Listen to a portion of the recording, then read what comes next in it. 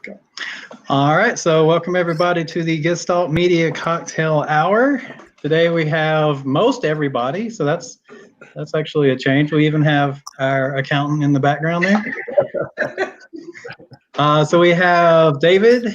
I keep wanting to say, I call you by the wrong name because I knew somebody very similar name. David Boyles, author of The 13th Day of Christmas and upcoming Tales from the Hearse. We have Brian Leslie of River and Fate, and Dawn of all the creepy mystery thriller books. How many you got now? 3, 4, 10? 3 in June. 3 in June. So Bits and Pieces, End of Echoes, and somewhere in between. You said it correctly this time. Yay!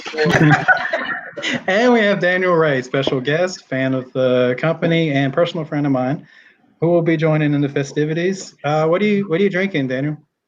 I'm drinking. It's you know me. I go to bed early, so I'm just drinking some mushroom tea. Nice. Just relaxing, yeah. The fun kind of mushrooms or the other kind? Yeah. No, unfortunately, I can't do that with my line of work. But yeah, just the relaxing kind, like the Four Sigmatic. It's reishi. It's really good. I drink some every night. Helps me sleep. So yeah, it's good.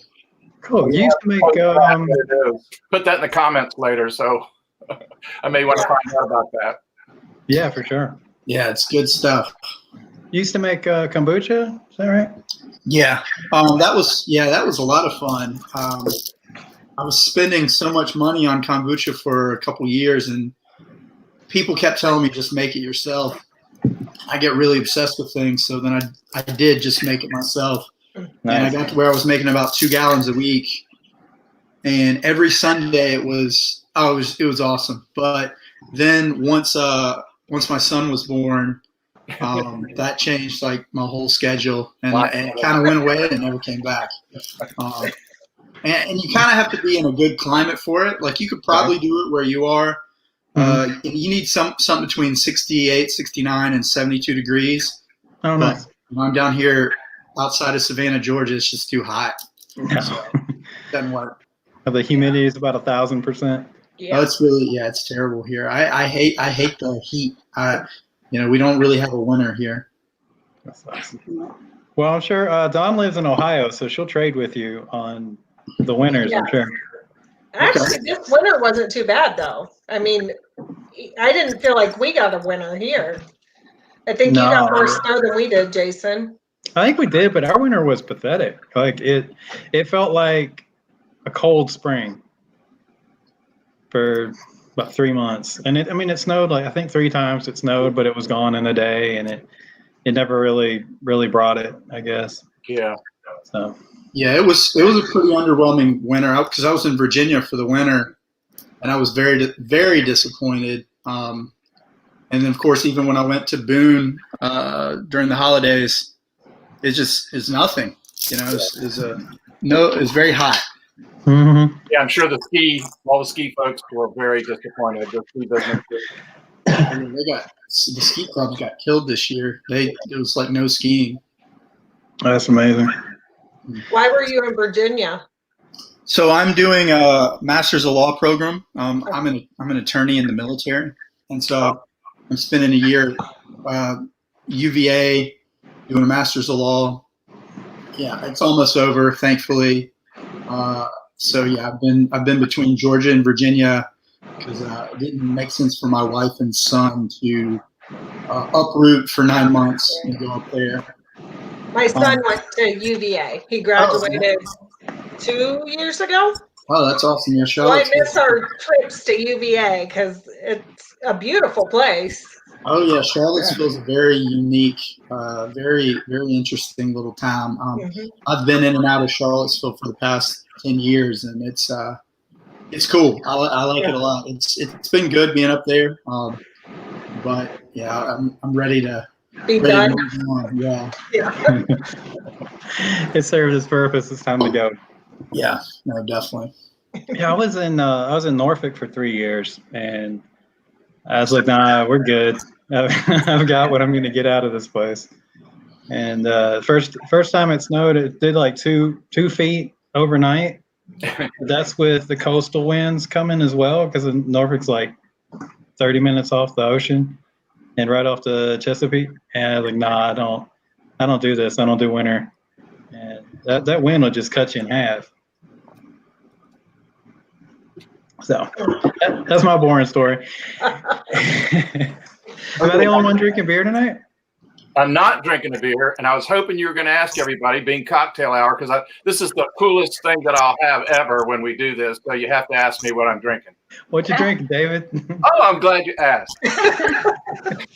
I'm actually drinking a red wine. It's a California blend. I don't know anything special about wines. I just like them. We're going to have spaghetti later tonight, and I thought a red wine would be good. So, rather than switching off from my beer, my usual beer. But it's the bottle, which is always why I get wine anyway. It's the label. It's about the, what's cool. So, I mean, for my genre of writing, you have to get this. This is, first of all, look at the stopper. Oh, that's cool. So, I mean, you gotta get them to do a little turn there. So, I mean, that's just, they didn't come with the stopper, so I had to do that. But the label is pretty cool. I don't know if I love that. I love that. Yeah, I drink that all the time. I've got a reverse turn because I've got a mirror on my camera. That is so cool. So Apothic Dark, Apothic Dark, red awesome. blend. So that usually has the big red A on it, doesn't it? Yeah, they have different varieties of it. Yeah. Here it's silver. But nice. Yeah. I've been wanting to try that one. It's really good. That's my favorite. This one's got it's kind of got the blackberry, chocolate, smoky, all that kind of stuff, going on. You got the words down, David. Good job. He's been using that website I sent you guys to find descriptive words. What are you drinking, Ryan? I'm drinking blood orange tea. I'm not in the mood to drink tonight. Yeah, I've got my water and a vanilla Coke from Steak and Shake. That's what we're for dinner. I I had those there. Vanilla Cokes and Steak and Shake. Where they have the vanilla in? Yes, I love vanilla Cokes. You gotta try one. I have to. As soon as I'm free from this hell, I'm going right there. That's awesome. Well, I'm gardening today. So orchard. What is it? Garden. I'm in my hoe garden. Your hoe garden. You're in your own joke there. Yeah. Oh man. Anyways, so how's everybody making it through what week are we on? What day is it? Does anybody know what's going on? I have no idea. Yeah. It's Monday, right? I have no. Is it Monday? God.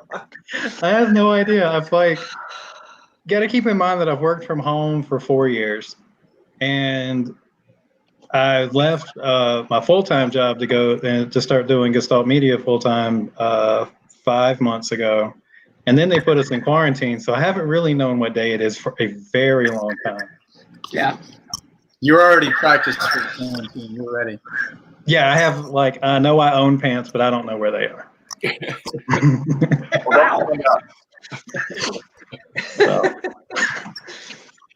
that's why everything's from This here. thing is just a nightmare. I was telling Jason I went to the grocery today and did quick list so I could pick it up. The line was like 13 cars deep to pick up groceries, and they were getting them out there, but then carrying everything in and then wiping it down and then changing clothes. It's just exhausting. It is. It really is. Pain in the ass. Yeah. And you're like, well, how far do you go? What do you you have to think about everything now. Like, do you clean this? Where has it been? Is it, Yeah. Well, Like even the mail. Yeah. Mail's the grocery store today to go get ice because we were out of power. Our power went off for about 6 or 7 hours, and we said, well, we don't know. It doesn't look like it's coming back on. Everything in the refrigerator. I mean, Anna just got a ham yesterday. It's like, is that going to go bad? So, of course, I left to go, and I was 5 minutes away from the house, and Josh, my son, calls and says, the power's back on. I turn around, and it was on for 1 minute, and then it went back off again for like another 2 hours, and finally came back on. So it was like, no, it's just messing with I didn't go to the grocery store. I was all set to, had my mask. I was all, ready to roll, and ended up not going. But it's a big ordeal to go.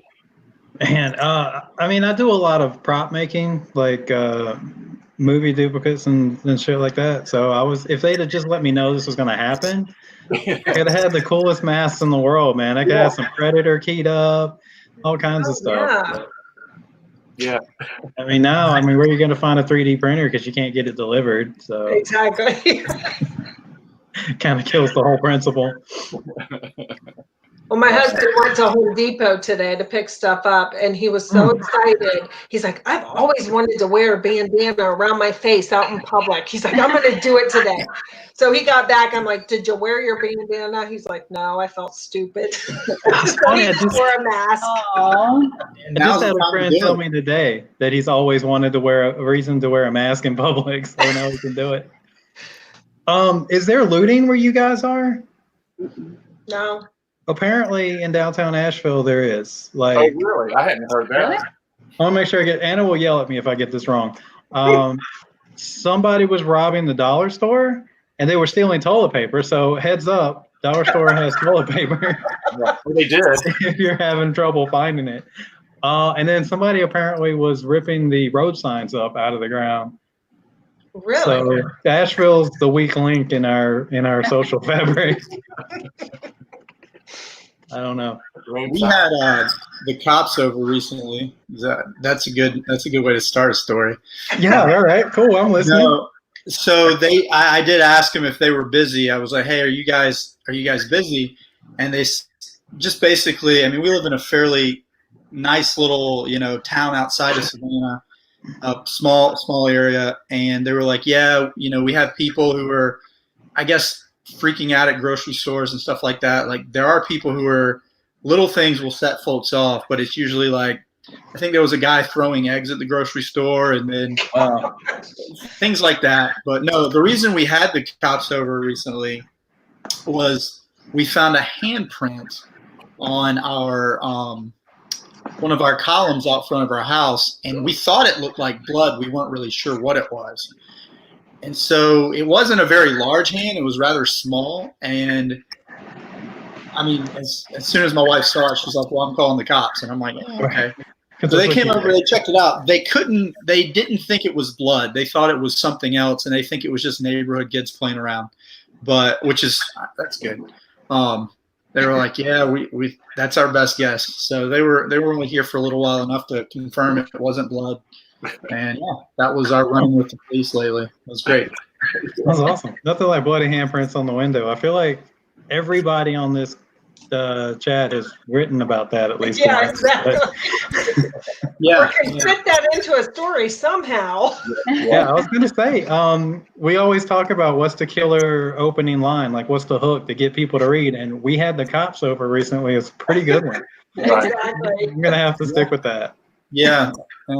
I can come up with things like that. I've never prosecuted or defended anyone where a bloody handprint was at issue, which is interesting. Yeah. That must be such a disappointment. I thought there would be way more blood. I'm like, have I ever used that in a courtroom setting? And I'm like, no, never have. Knock on wood. That might be coming up next. Yeah. I don't think they're going to let me. I don't think I'll be back in a courtroom anytime soon. Unfortunately, I would do it. As much, I don't know. I think when I was finishing up my time as a defense counsel, I think Jason and I were talking a decent amount then, and I probably at the moment I was like, oh, I'm just ready to be done with this. And now that I'm out of it, I'm like, oh man, I kind of miss it a little bit. Right. It's not. I mean, I love where we live. You've seen it. I mean, it's beautiful and it's really peaceful. And like I may fantasize about the end of the world a little more than most people, but fuck, this is boring. Yeah.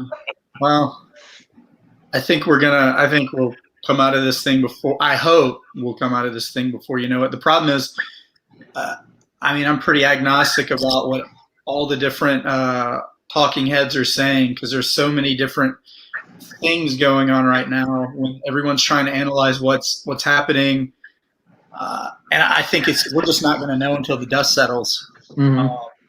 And even then, I don't know who's going to control that narrative, so we'll see what happens. Yeah. I like to say that we were all prepared for this, but we weren't. We weren't. No, we were not. Like we sit around and think about crap like this and like what would happen and like how we would react. And staying home and binging Netflix was not even on my top 100 list of shit I would do during the apocalypse. Or it's like world-changing pandemic. You're like, yeah, going to be some real activity there. No, you don't even have to limber up in the morning. Jason, you're kind of surrounded by like tons of preppers up in that part of North If you throw a rock, you could probably find a couple militias and join. Yeah. Yeah, I think it's automatic. Like I think they sign you up as soon as you get like your ID card and a permanent address. Like you don't even have to go in person. They just put you on the list. Oh, that's good. Yeah. So I feel like I'm covered. I will say that it is the true Appalachian in me that about the second week, the end of the first week, the beginning of the second week, I was like, seriously though, how much ammo do we have? So, I mean, I was counting to make sure that we had enough just in case. You never know. You see, I think this just shows you how quickly everything can fall apart. Because yes, our food supply right now is fine. Like we can go to the grocery, we can get food. But if that stopped, it would be anarchy. I mean, it would be crazy. Yeah, I agree. I've had the same thought. Like if this were really bad and we were not able to get food and we were competing for what resource, and we still may find some things out. I keep hearing in horror stories and different shortages that may occur and still not getting things out. I actually think we'll be okay with this one.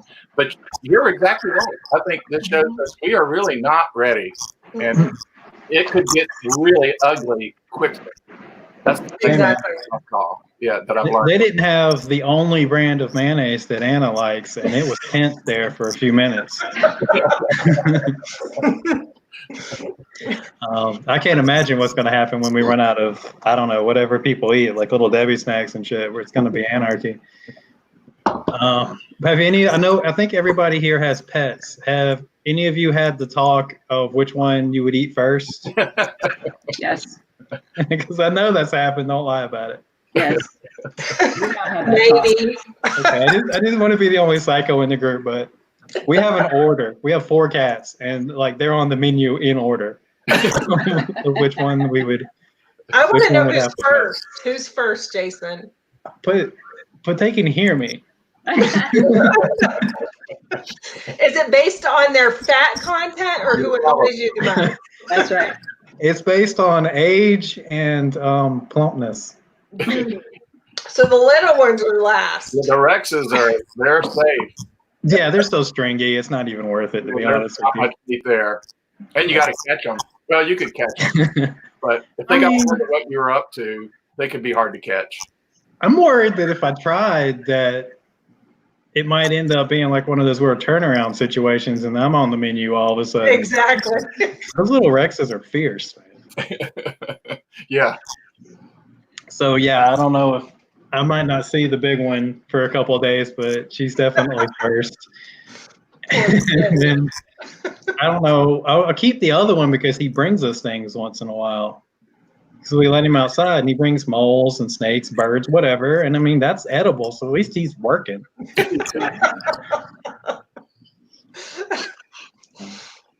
But yeah, I don't know. The neighbor's horses. We got cows. We got turkeys. We're not going to starve up here. Yeah, my husband's watched all the videos on how you like deal with the chicken and all these different things. I'm like, are there lots of chickens just running around that we expect to find? Like, where are you going to find these chickens? But you need to find that video that finally tells you at least one way to skin a cat. No.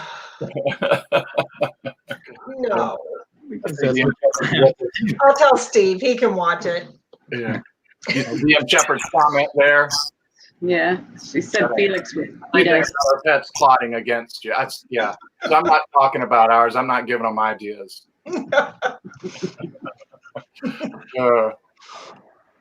Apparently, Daniela says that Felix is plotting to kill them as we speak. They all are. That's because he's smart. That's the difference, though, man.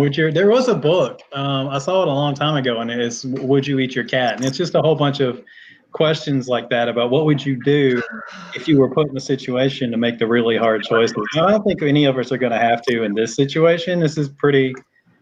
I mean, it's messed up, but it's weak compared to how bad it really could be. I don't know if this is like training camp, the real shit, but yeah, you can end up having to do some weird stuff. So. Yeah. Yeah. Maybe all the preppers weren't crazy. Most of them, but not all. I live with a prepper. Even though he would kill me if he heard me calling him that. But yeah, no, the Warrior is a total prepper. Yeah, how's he doing anyway? It seems like he was having a rough few days there. He's alive today. He's alive today, so ask me tomorrow. The man's driving me fucking crazy. There's a chocolate shortage in your house. That's got to be serious. Chocolate? What? Yeah. What'd you say? There's a chocolate shortage in your house? Yes, I'm out of candy. But we're going to do a calling grocery run tomorrow, so they'll bring the groceries in. And he has a whole process in the garage. Like the mail comes in, we don't touch it. It sits there for a couple days. The food, the groceries, the man is crazy. He could teach people how to do this, obviously. He needs a hobby of some sort besides this because that's all he wants to do and talk about. Well, finally, it's his time. Huh? His time has come. Driving me crazy, Jesus. I think he should into woodworking or something. Something fun. Woodwork. This sounds like fun, right? Woodworking. Not saving your life in an not saving, counting the fucking gloves and teaching me how to, step outside and come back in. I'm just like, dude, I just want to die. Just let me die, okay? I don't care. Just let me die, okay? Like, no shit. I did have a standoff with the UPS guy today, so I kind of get where he's coming from. What happened? It was like, no, stop right there. Drop it. Leave it on the car. Leave it on the car. That your truck and go. But he totally got it. Like, he was so cool about it. He's like, all right, dog, I'm putting it right here. I'm putting it right here. And he's like, I'm out.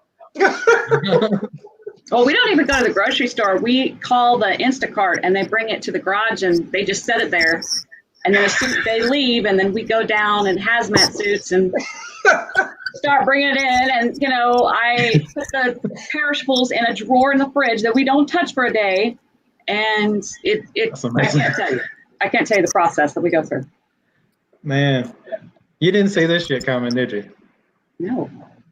I don't know. He's been talking about something happening like this in December. He mentioned something when he happened to catch a news story about Wuhan. And I don't know if the man is a genius or he's just psycho. But he suddenly things started arriving at the house, random things like rice and chicken broth. And just because all was on sale, And, just random stuff, Yeah. Why do we have all these Lysol wipes? It doesn't matter, okay? It was on sale. And I'm like, okay. And then bam, this happened. I'm like, holy shit, I'm married to a genius. It worked. Good plan. He needs a hobby. I've got a friend of mine who, for years, has been talking about all this stuff. And he's like, this is how it's going to happen.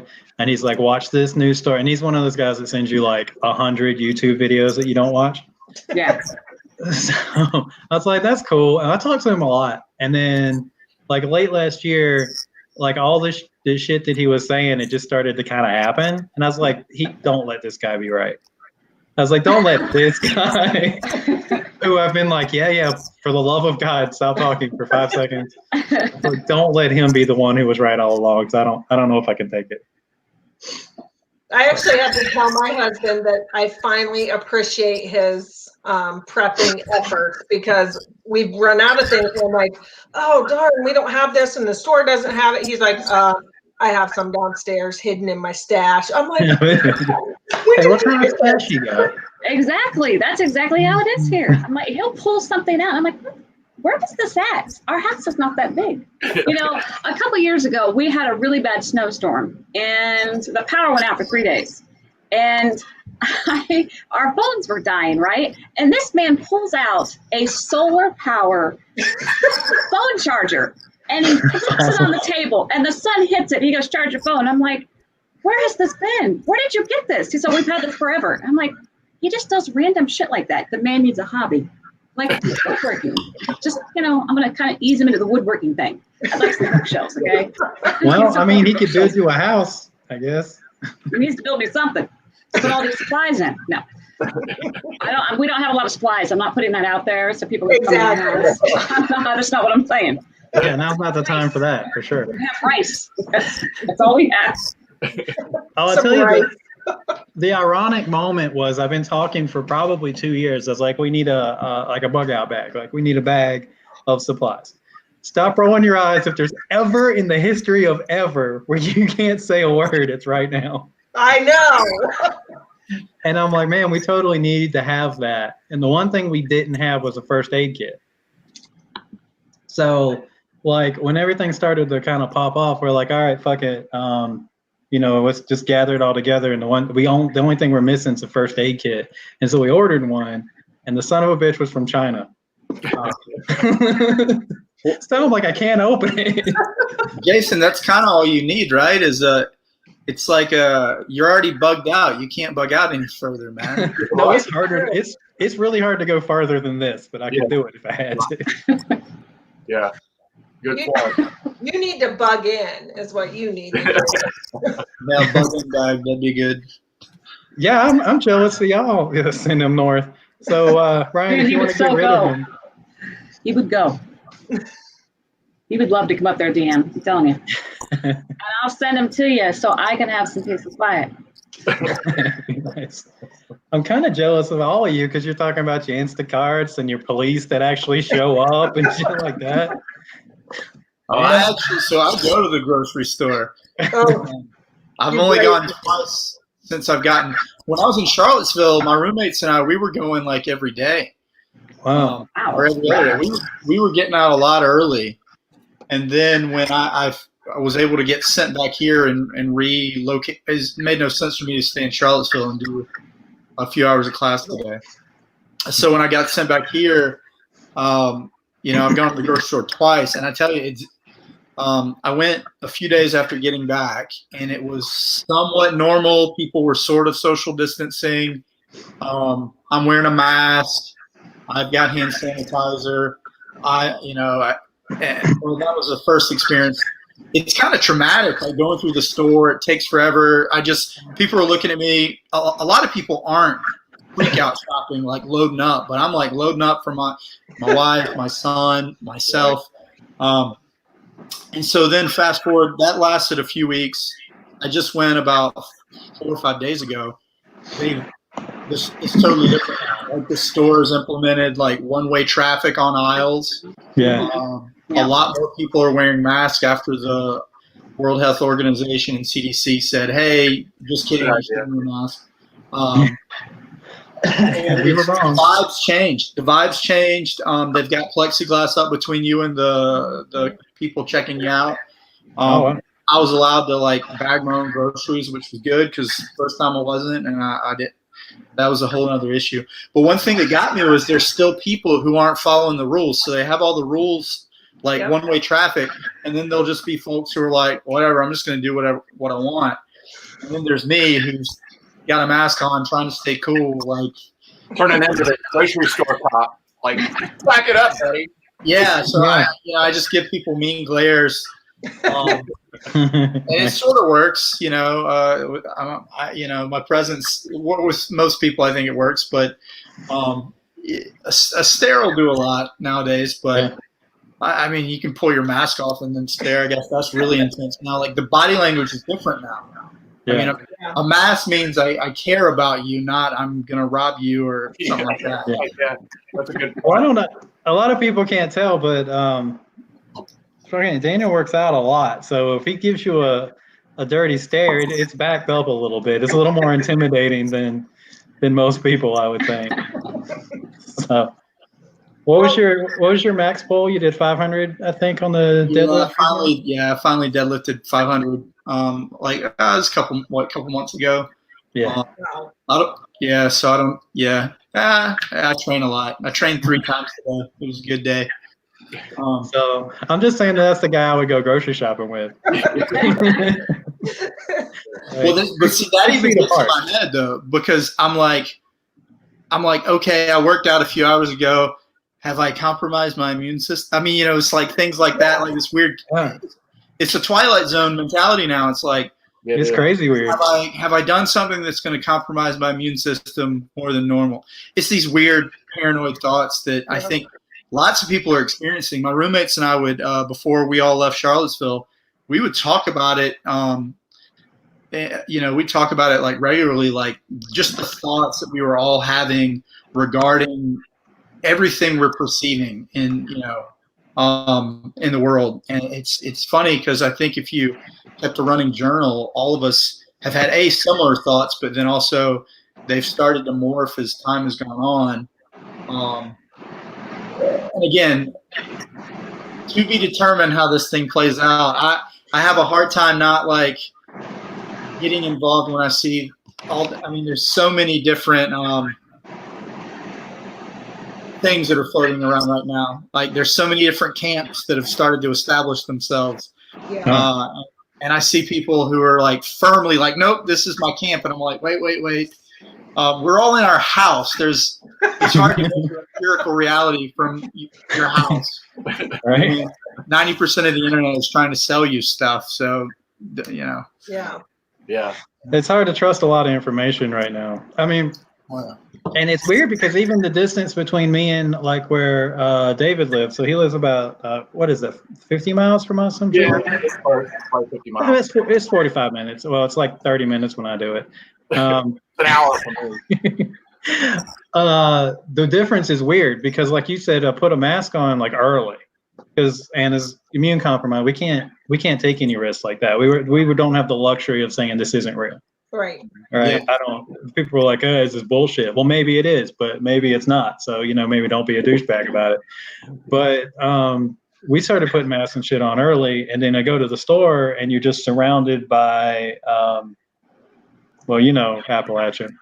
I don't have to explain it to you, and they don't think it's real. And so they're just acting like nothing's happening. But if you go over to Asheville, it's like everybody's taking it completely seriously. And that's just that small area, just that small amount of distance. It's crazy how weird that is, that not everybody's on the same page. And it really does seem to be like regional, I guess. Well, and it's by age too, I think. I don't think my son, who's 24 and he's in DC, he's taking it very seriously. Right. But I think he had it already. So he knows how sick it can make you. But right. My daughter, who's in our area, she doesn't understand why we won't let her in the house. Like, we'll have her come over and we'll sit out back with her. And I'm like, this could kill me. Like, do you not understand? Like, right. You could be hearing it and it could kill me. And she just does not get it. Like, I'm safe. No, you don't know if you're safe. What are you talking about? Well, no one knows. Yeah. Well, that's the thing is our in-laws who live here, who live over there. I can see them from here.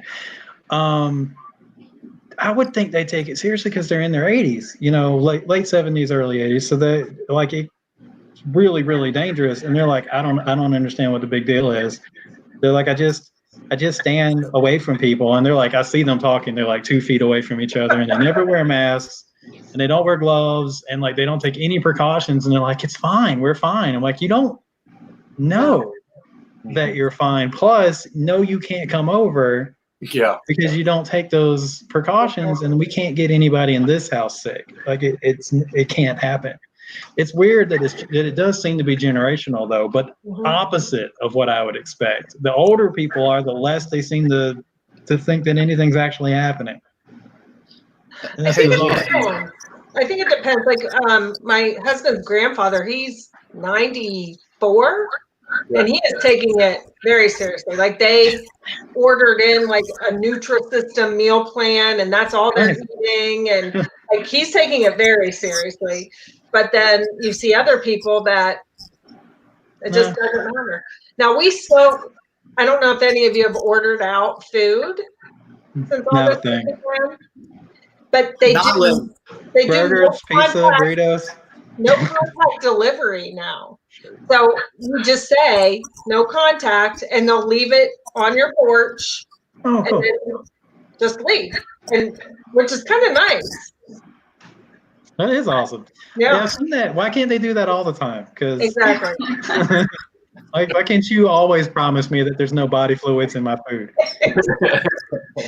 Exactly. Seems like a given. Now, I was looking at Daniel's shirt. It says pizza, burritos, what else on it? Burgers. Like, I refuse to believe you haven't had anything delivered yet. I've gotten really. I already was fairly creative with because I pretty much try to consume as much protein every day as I can. But I've figured out really creative ways to do that. I get a lot of the protein yogurt that you can get, like the Yoplait or the Icelandic Skyer, and then you get the protein granola and you throw it in there in a big bowl. That's a good 50 grams. Then the other one is lots of cans of chili beans and then lots of pounds of grass-fed beef. And then you make the grass-fed beef into taco beef, and then you get all the chili beans together and you just throw it in, and that's a couple very good meals. And you live alone? No. It's Hey, actually, my wife makes sure that I get my vegetables, which is important as well. Yeah. And then the other day I discovered something. I was running out of my food. My wife and son had plenty of their types of food. So I ate one of my son's frozen pizzas because he likes. Oh, And we cooked some sweet potato fries, and I learned that you could fold the pizza in half and stuff it full of stuff. It's gotten really creative here, to be honest with you. I had beef on cheese toast today, which is kind of a delicacy. I've gotten very creative with my food. that's really awesome, man. That's true. I think that chili recipe is the only thing I've ever had at your house that wasn't hummus. Oh yeah, I do make a lot of chili. That shit was delicious, though. It was It is really good. Oh, it's good, man. We've made chili probably 3 times. Enough, like the freezer's just stocked with that. And I've made pizza. I've made like 6 pizzas in the last 2 weeks. It's good, man. So we're pretty much over that. I can tell you. So now it's getting down to where we're trying to figure. Like, we have a lot of food. I just get like 3 weeks worth of whatever, and we'll just figure it out. So now we got to figure out how shit goes together. And the recipes are getting weird. So it's like, man, we have like 3 cans of beans and some fish and like some couscous. I'm like, I'll make it happen. Or she'll do it. She usually does a better job than I do. It's like, but we'll figure it out. I don't cook. I avoid that all. I avoid the kitchen as much as I can. I'm jealous. But the warrior likes to cook or whatever. He's really into working out and eating the protein, eating all the healthy stuff. And our son, who's 18, he's really into that. And I'm so sick and tired of the protein talk. No, I'm not saying things to you, but in this house, that's all they talk about. And, we've got a weight room downstairs. I'm always hearing the weights hitting the floor as I'm eating the last of my candy. And, he comes up, hey, let's have some chicken breast. I'm like, no, that's not happening. I want pizza. I want hash browns. I want bacon. I really am craving bacon lately. We had bacon yesterday. It was so good. I want some so bad. I eat really badly, though. I'll admit it. I eat really badly. I got bacon once on one of our our emergency grocery store trips, and that shit was gone in like a day. It's like I did not ration that appropriately. I could eat a whole package of bacon by myself, and I'm not even ashamed of that. That's a lot of protein in bacon. It's a lot of fat too, but Yeah, a lot. I don't care. I don't. Now, I do like hummus. I do eat a lot of hummus. I'm the only one that eats hummus. I do like to dip my hot pickled okra into hummus. I do actually, like my veggies and stuff, but Eat fruit. I've seen you eat fruit. yeah, fruit's good, yeah. But I don't like to cook, so I try to avoid that at all possible. I'm just not hungry, There's no point in making a big meal, right? I mean, there's only 3 of us here, and they have their stuff that they eat. There's no point for me to go in there and make, the big meals that I used to make when we had all the kids home. I'll tell you what the problem has been is that now I'm just craving restaurants that I know aren't even open. Yes, yes. Just It's the like whole stuff I restaurant used to get. experience. Yeah. Have them It's like bring it stuff to you. we used to only get it every few months. And it's like, oh, now I need it like right now. Yeah. Because I know that's not even like, it's not even remotely possible. And that's like all I want. So I go in the kitchen, I'm like, well, fuck this. It's not that cheeseburger with the really bomb steak fries. So I'm not feeling it. That sounds so good. Guess we're having cereal. I don't know. Yeah. I'm at a creamer. I'm at a creamer, right? And I get 1 cup of coffee in the morning because I get heart palpitations if I have more than my regular coffee. I always have switch to decaf or tea. But I always have to have creamer in it. And creamer and 2.5 tablespoons of sugar. So I'm not even joking about that. And so this morning I go in there and my creamer's almost gone. I told the waiter, I need more creamer. What are you going to do? He's like totally panicked. He's like, wait, we can do this. So he's taken milk and heavy cream and mixed it with the last of my creamer and it's really good. It's quite surprised. Yeah, Very creative. Very creative. So I only drink almond milk, so it tastes like shit in coffee. It does not work. That's so gross. Yeah, doesn't it kind of like the texture of it gets a little weird in coffee with the heat? Is that what almond milk does, or I might be thinking of something else? Oh, I didn't catch that. The texture of almond milk, isn't it a little weird when you add heat to it, or? I mean, it can be a little grainy. Yeah. But it just, the flavor, I don't know, when it mixes with coffee, because coffee is a very earthy kind of thing, and almond milk's just a hair sweet, but not in the right way, and it tastes a little chalky. Yeah. It didn't work out. Now, oddly enough, the creamer I use is made from almond milk, but they do like their GMO magic on that shit and make it taste good. So I don't know what they do. I think they put coconut milk in it too to sweeten it a little bit more. I switched to heavy cream a while ago, and that's good. Heavy cream's pretty solid. It is. That's good stuff. I love that. Past a group of smokers gathered together closely with their masks pulled down, smoke and talk. Are you concerned about being sick or not? Well, I mean, at that point, if you're still smoking, so Yeah. like I still find that, and like me and David both smoke cigars, so I can't really go too far into this. But not all the time. But not all the time. But like every time I see someone smoking a cigarette, I'm like, people still do that? Yeah. Like it still shocks me that it's still a thing. I miss smoking so badly. Oh God, I miss it like heroin, but I just can't believe that people still do it. I Especially know. when I'm writing. Oh my You know, God. get up, take a break and do that. Or in the morning with my coffee. I do miss that. Man, a cup of coffee and a pack. I used to smoke cloves a lot. So if you can sit on the front porch with coffee and cloves, you got the best morning in the world. Yeah. Wow, you are a man. You used to smoke cloves? Wow. Oh yeah. Shit is Things are great. vile. you can definitely get the strongest reaction or used to when you can still. This is how old I am. When you could smoke in a bar, if you lit up a clove in a bar, you would see the room split, and it would be like all the people who were like trying to bum one off you because they're somehow forget that you can buy them in a store, and then all the people who can't stand to be anywhere near it on the other side of the room. So it's a good judge of, I don't know. Who was the cool people, I guess. But things are great, man. I used to love the hell out of those things. Yeah, but I can't imagine still smoking now, like with this illness going around and. No, I quit probably like 7 years ago, and it was still then. I felt like it was late to the party of stopping. So I don't know. People still do it though. It's a hard thing to quit, man. It is. Yeah. It's like friends. I mean, to put the Debbie Downer on this, but I've got friends that aren't with us anymore. Mhm. That way. And I never, fortunately, I wasn't into smoking cigarettes. So I mean, I went through my phase in college because that's what everybody did. This was the 70s, you were doing that. So I waited till about retirement, really, until my late 50s before I started smoking cigars. And it's still like once or twice a week in nice weather because I'm not going to smoke it in the house. Mhm. So it's kind of a ritual when we grill. And Jason knows we like to grill. Yeah, you grill like every other day. Like once or twice a week, and then we'll smoke and have a cigar, and that's a nice little thing.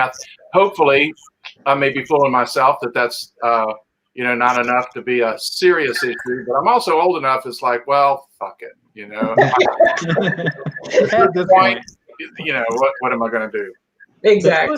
That's what the doctors told our in-laws, because they were like concerned about their diet or whatever. Like I said, they're 80, and he's like, eat whatever the hell you want. He's like, you're 80. It's like you can't do enough damage in the time you have left for it to really matter. Just go for it. Because I eat McDonald's a lot, and I'm like, well, you know what? Fuck it. Let them have their Mick whatever. It doesn't matter. Exactly. They'll be better preserved when the time comes. I don't know.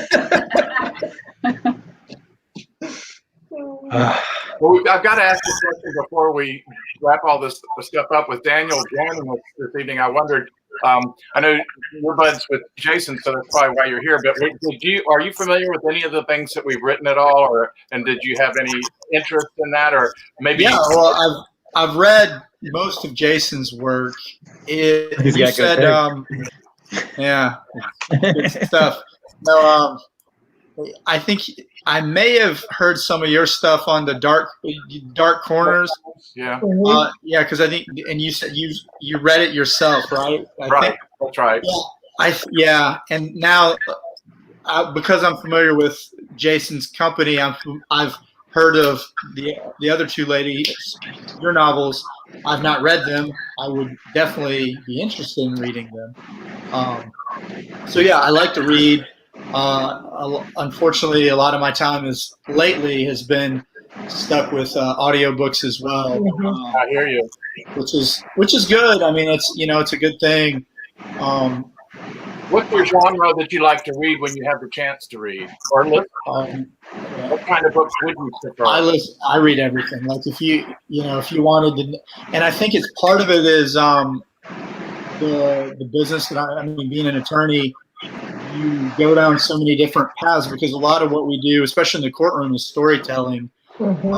It's so huge. It's so huge. Investigating, storytelling, the narrative, the power of narrative, is so massive. And so if you're prosecuting someone, you need to do that investigation. You need to know this person's guilty, because one of the worst things you could do as a prosecutor, and it happens all the time, is they get wedded to a narrative and they didn't do their math, so to speak, and your narrative gets unraveled by someone who comes in and they're better investigator, better storyteller.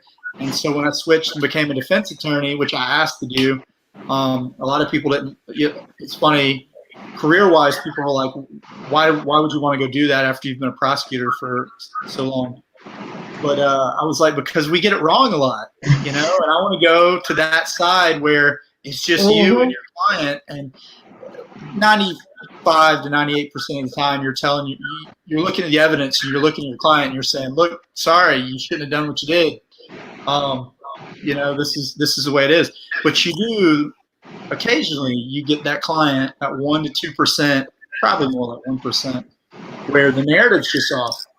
And so, but as a result of that, you go down rabbit holes where you're studying things, or you're into so many different.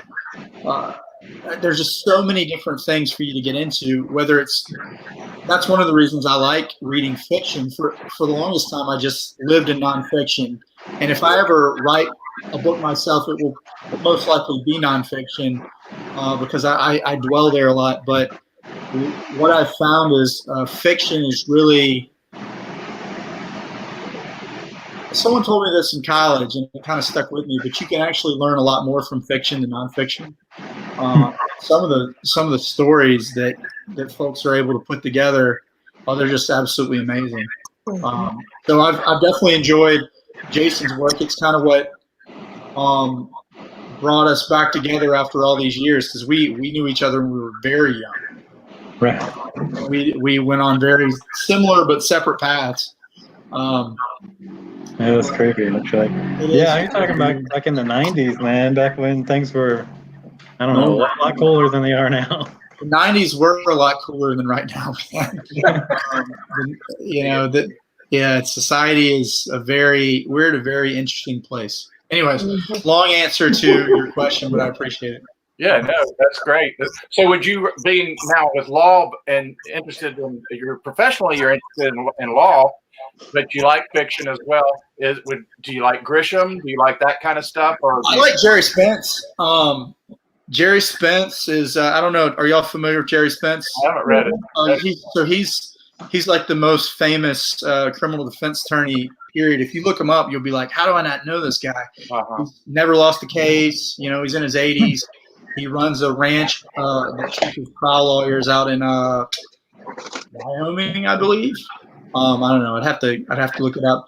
I've been trying to go to one of his seminars for years. I have studied with some of the faculty from his trial lawyers college, and they're just the best in the business at storytelling, and they phenomenal. But he's written some fiction books that are just, absolutely amazing. The one I read that I kind of like leaned on heavily before a pretty serious case I had to defend. It's called Court of Lies. It was just great. And what's great about it is he's such a phenomenal lawyer. He gets all of the courtroom drama correct, the objections, the evidence rules, which are so difficult. But like anything else, if you can learn, memorization, or even old storytelling, when they used to do oral histories and things like that, or just passing down oral traditions. It's funny when you connect things to a story. It's amazing what it does with your memory. And I'll play with a lot of things like that too. A few years ago, I learned how to memorize a randomly shuffled deck of cards, and it's done through storytelling. Like that's how you do it. That's the memory palace technique that I guess the Greeks used to use when they were giving their speeches. The memory palace techniques and all that. But it's fascinating stuff. And it all comes back to storytelling. Our brains are just hardwired to learn that way. That's cool. That's a really neat idea. That's a neat connection. Yeah. Sure, I'm gonna have to look that up. Well, the author, I'm definitely gonna start reading him because that's the second time I've heard you mention that. Somehow, if you can tag that in this thing, so we'll have a reference, if you don't mind, that'd be great. Was it Jerry Spence? Jerry Spence. Jerry with a G, Gerry. Well, I already fucked it up, so. Good try. It was a good attempt. You can correct it, Jason. There you go. Yeah. So, Daniel, if we ever had questions regarding law, would you be willing to answer them? I knew that was coming up. So here's the thing. I get calls from people all the time. I think I was talking to Jason about a random one I got the other night. So I always field phone calls. And while I may not be able to represent you, given the nature of my work, I try to at least listen to people and point them in the right direction with resources or whatever I can so they can learn more about how to solve their problem. Oh, I guarantee if these people call you, it's for fictional problems. Oh, that's fair. Yeah, that's always fair game. And I'll probably have plenty of crazy stories that you don't believe are real stories. That's right. Well, he tells really good stories, which, like you said, is part of the courtroom situation. You have to be good at it. You have to be able to set that up and get people into that moment. But I love sitting and listening to some of the crazy shit he's told me about so far. I'm still stuck on the small bloody handprint thing. Like, that's still stuck in my mind. Yeah, that's a great visual. It is. That's going somewhere. Yeah. It all started with a bloody handprint. All four of our books coming out. Oh, yeah. Most definitely. So he'll start reading next year's publications and be like, son of a bitch, did they all steal my story? That's okay. It's cool. It's outsourcing. It's that way I don't have to get stressed that some of these crazy stories aren't being told. Exactly. Right? That's awesome. We'll get credit in the acknowledgement. That's right. There you go. There you go. I'd be like, how much of this were you allowed to tell me? Because it's all in there now. The whole story. That is going to be fun. Some of the ones I've told you, Jason, recently, that would be pretty good. Yeah. Some of them are pretty slick. I filed them away. I keep a note a file in Google Docs because Ryan hates that. You're like the government. You've got a file on me. The government's going to hack your Google and be like, this guy's got a file on his phone that's better than what we Why have. would they hack my Google? Google is the government. Bloody hoof prints. Yeah. Where she lives, yeah, that would work. Where she lives, hell yeah. Yeah. But that's more likely because there's like 5 people in Alaska, but there's a whole lot of elk and other Animals. Yeah. We're actually outnumbered by cows. So that's not as cool as Alaska, whatever. It doesn't have to kill the conversation, but I don't have to think of that. House in your county? I wasn't sure what you meant. in the county, well, I mean, on our property, we're outnumbered like 50-1. Yeah. But like in the county, there's way more cows than there are people. So Yeah. then why are you talking about eating your poor cats? Like, go get a cow, dude. Well, I mean, that's a given. I've already said that was the first thing. Well, they're not here. They're not grazing right now. They're on the other farm that we don't own. So, More work. once they get here, of course, they're top of the menu. But if they learn how to hide or run, or I just get lazy, we're going right back to Chinese food. Oh God, Chinese food. Oh, I want that. I like this idea your brother has. Is that your brother? Yes, it is. Yeah. Like an anthology called The Bloody Handprint. And like, Yeah, there you You go. have to fit it in somehow. That's actually a really good I idea. think it's a great that idea. is brilliant.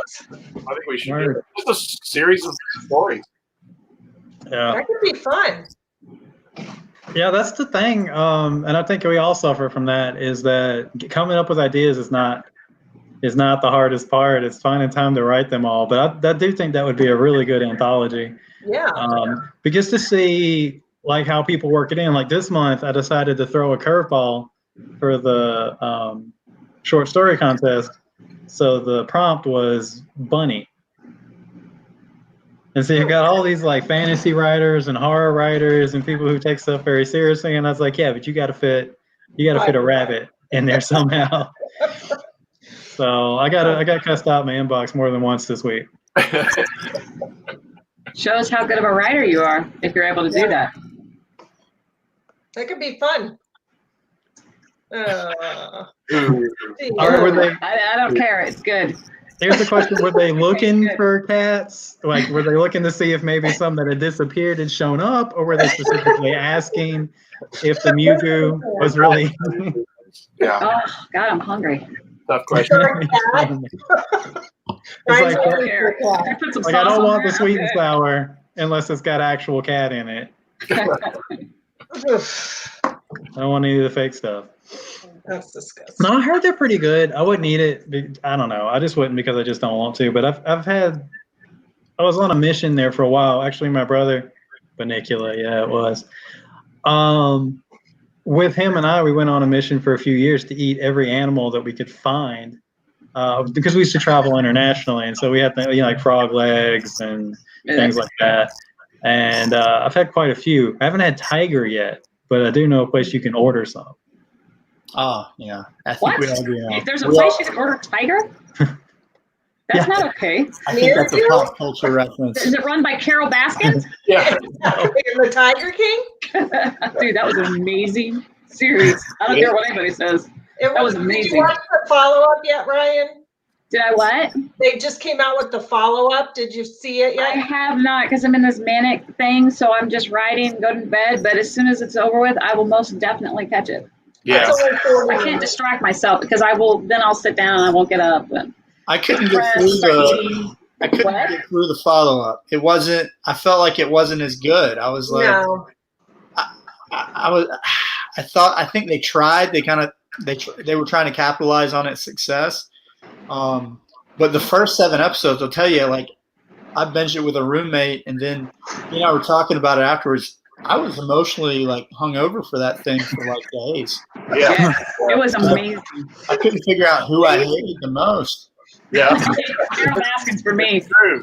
Wow, that's like She's probably like really nice. Oh yeah. She totally killed her husband. I'm just saying. I know. Oh, yeah, everyone's in agreement on that one. Yeah.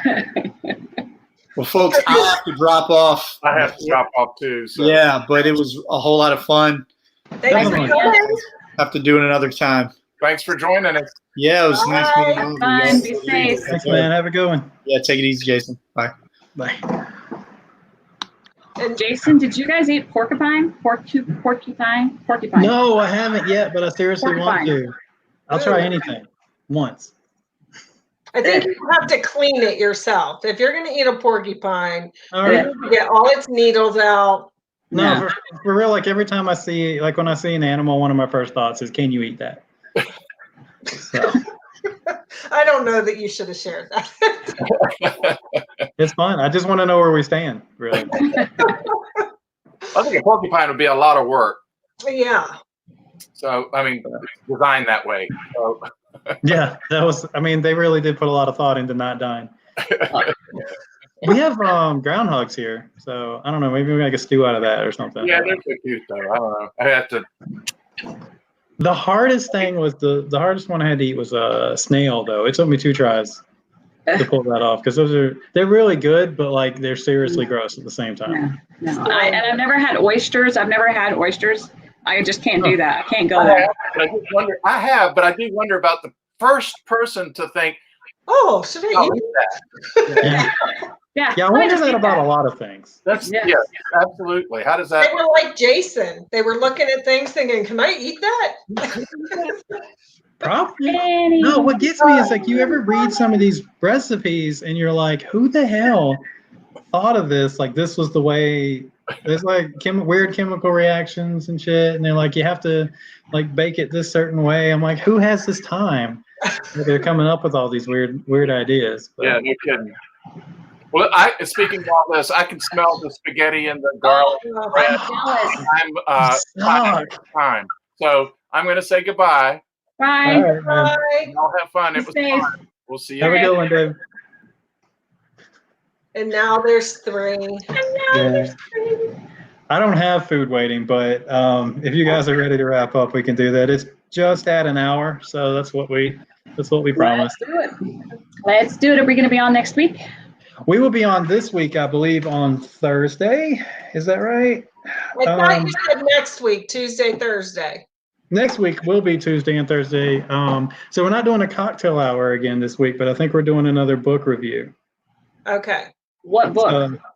Probably yours. My book? Hers. Mine. Dawn. We just did Which River. Echo, right? That's what David. Yeah, whichever one he's read. I haven't read them yet. He's doing it pretty good. See, Ryan. I have your first book here, and I got to read that first, and then I'm going to read yours. But yours are a very different genre that I normally don't read. I have a really hard time with things that are real.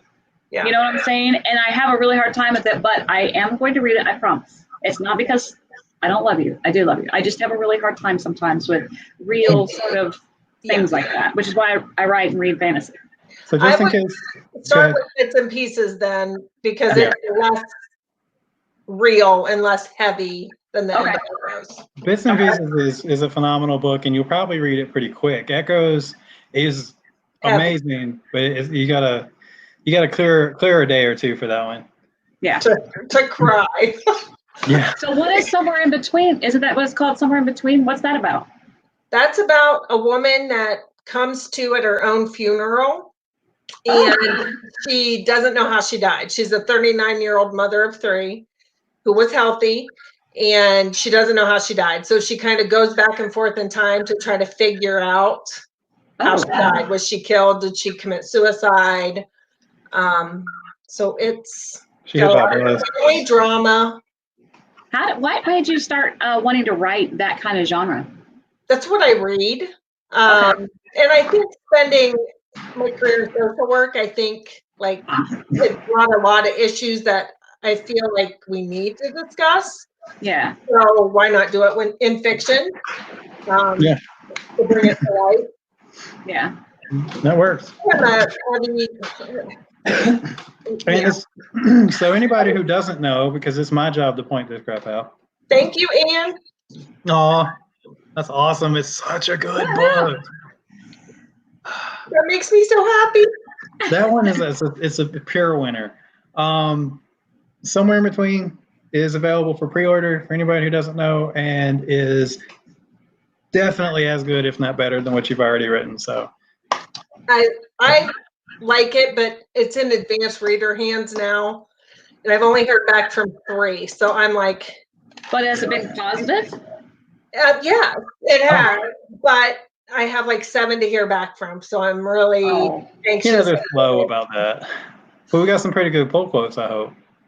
Yeah, Okay. yeah, we do. So in case anybody thought we had our shit together, this is how things look when we actually talk business all the time. Nothing is together. This is a meeting, and you're just witnessing it. Well, That's right. That's Oh right. crap! How many advanced readers do we have? No, I mean we know, but I'm looking forward to that one. I think that I'm gonna be proud to put that one in the collection, and we have several coming out this year from people in this chat, and David, they look great. I mean, everything that we have planned from all these. How many authors do we have? 5? 5, including you. Yeah, so every one of those books I'm excited about reading this year, and that's a great feeling, to be honest with you. And I have one that should be coming out very soon, right, Jason? Are you got another one? You got your 4th Yeah, one but I don't coming think I should finish the final formatting until the beers wear off. Yeah, please wait. It's a microfiction, so Okay. I put it together. It's like my VSF, my Sat Splat. I put it together thinking I would do it, give it for free as part of a newsletter sign up. And then I saw how much work it was. And I'm like, if I'm doing this, we're selling this. Like, if Jason doesn't want to do something with it, I'll do something. It's a lot. It was a lot of work. Was it? Oh my gosh, yes. I Don't can you think, Jason? Yeah, because I was like, I started just the base. It usually takes me about a day. I do the formatting myself usually because it's really quick in Word. It usually takes me about a day, and I started Thursday or Friday, of last week, and I'm still like, man, screw this book. I'm so sick of looking at it. It's good stuff, but I mean, they're in the individual, like one paragraph stories that you have to format individually and get them to line up, and it's a real. So I'm saying is you people better appreciate it, because I appreciate it. And Jason did a cover for me, and that I really like. awesome. When do we get to see it? At the cover reveal. When is that? Who knows? Nobody has any idea. Let's be honest. I'm like, whatever. Just let me go. I predict by the end of probably soon, probably in the next week. He predicted by last Friday, to be real.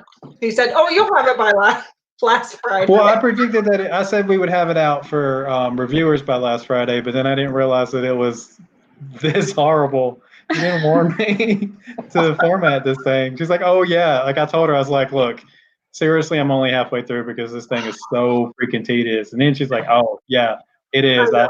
I was sick of it too." I'm like, "You could have warned me or something." How many of the stories, how many prompts did you use? 365, right? Yeah. How many? It's like 300 pages, Holy isn't it? Shit. Yeah. I think so. So I did, and 2 per page. So I went back to like March of last year. Okay. And then picked the ones I liked out of that. That sounds like a huge headache. Forever. I bet it did. Yeah. I bet it did. I just had to go through and get all my Dark Trinities to put them together to start the series, and that took me forever. I mean, it almost wasn't even worth it. So I can't imagine. Yeah. That's why I came to Jason. I'm like, please, can we do something with this? Because it literally, I started in January, I think, and just finished getting it put together. That's amazing. Yeah, but it'll be done. I think I got about a day left. Wait till your buzz wears off, please. I got a pretty clear schedule tomorrow, so I'll probably spend a lot of time working on that. Okay. And then we'll get it out. And it does I dig the cover. I like the concept behind it, so it'll be a fun book to have out there. And it's the one my mom proofread for me. Yeah. And she sends me an email. She's like, "You write about a lot of dark things. Like, is Steve okay?" I'm like, I was "No." gonna say we got to put a disclaimer in the back that your husband is not dead or in any danger. He is. Well, and a lot of the stories talk about poisoning iced tea. Well, Steve is a big tea drinker. Like, he drinks lots of iced tea. He's like, "Why are you always poisoning the tea?" art imitates life. He'll ask, Really good. he's like, "Will you make me tea tonight?" And I'll just look at him and say, "Do you really want me to?" Oh, anyway. That's awesome. All right, guys. All All right. right, let's get out of here. Let So, us Guys, know be about Thursday. safe. Be safe. I probably won't be on the thing Thursday because I won't have any questions to ask because I haven't read the book. I'll be back next week for the cocktail hour. We're not going to do it on Monday. We're going to do it on probably Thursday. Thursday. Okay. We're probably going to move cocktail hour to Thursday, and then we'll do book talks on Tuesday. Perfect. Okay. All right. Bye, guys. All right. Have a good See you. one. Thanks everybody for coming. Bye. Bye.